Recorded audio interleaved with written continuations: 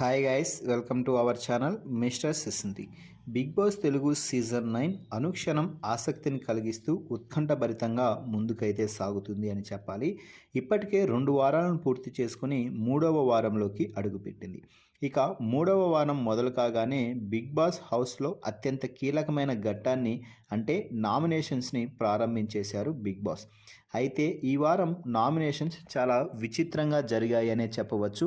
ఇప్పటి వరకు Telugu big boss చరిత్రలో ఎప్పుడూ జరగని విధంగా ఈ వారం నామినేషన్స్ని అయితే ప్లాన్ చేయడంతో గొడవలు కూడా అదే రేంజ్లోనే జరిగాయి అని చెప్పవచ్చు.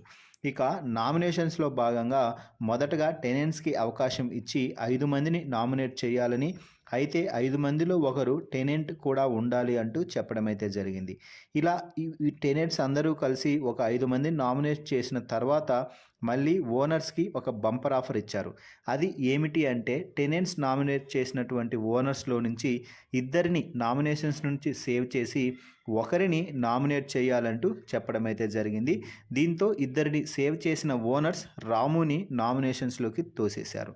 ఆ తర్వాత మళ్ళీ వారికి మరో బిగ్ బంపర్ ఆఫర్ ఇచ్చి టెనెంట్స్ నుంచి ఇద్దరిని డైరెక్ట్గా మీరు నామినేట్ చేయొచ్చు అంటూ చెప్పడంతో ఓనర్స్ అందరూ కూడా కలగలిపి ఆలోచించి గొడవల తర్వాత చివరికి ప్రియాని, పవన్ కళ్యాణ్ని నామినేట్ అయితే చేయడం జరిగింది.